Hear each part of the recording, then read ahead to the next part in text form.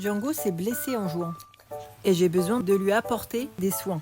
Le souci, c'est qu'il ne se laisse pas faire. Il montre les dents, il fait beaucoup de signaux d'apaisement, il montre son inconfort, il montre qu'il est mal à l'aise et donc je ne peux pas directement le soigner, lui passer la compresse, etc. Et c'est là que va arriver la désensibilisation en fait.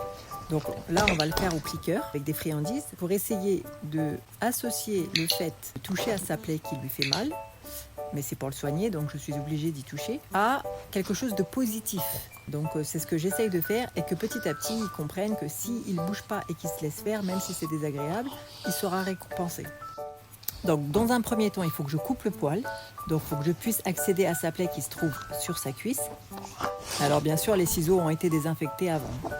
C'est pour ça que petit à petit, vous me voyez toucher sa cuisse avec les ciseaux. Le but étant qu'il ne faut pas qu'il bouge pendant que je touche la plaie avec les ciseaux. Django étant très intelligent, il a très bien compris que j'essaye de toucher sa plaie avec les ciseaux. Et il n'aime pas ça et il me fait comprendre. C'est pour ça que plusieurs fois, avec sa gueule, il essaye de me repousser les ciseaux ou avec la patte, etc. Mais je continue à essayer de toucher la plaie sans qu'il me repousse avec sa patte ou avec son museau. Le but étant qu'il ne faut pas qu'il bouge. Et dès qu'il ne bouge plus, je clique et je récompense. Donc il comprend très bien ce que ça veut dire le clic. Il a très bien compris que ça veut dire bravo. Comme vous pouvez le voir, à chaque fois qu'il entend le clic, il attend sa récompense. Donc on continue. Il faut qu'il ne bouge plus du tout pour que j'arrête. Ensuite, on passera à l'étape de couper le poil. Django couché? Et ensuite, on pourra passer à la deuxième étape qui est désinfecter. Viens.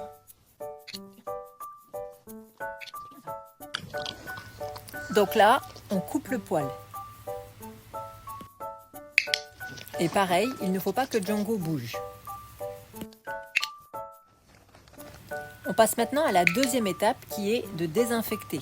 Donc pareil, exactement pareil qu'avec les ciseaux. Au début, je lui ai fait toucher le coton, je lui ai fait sentir le produit et petit à petit, je me suis rapprochée de sa cuisse et de sa blessure et je touche, je clique, je récompense, je touche, je clique, je récompense jusqu'à ce qu'il ne bouge plus et ensuite, je désinfecte.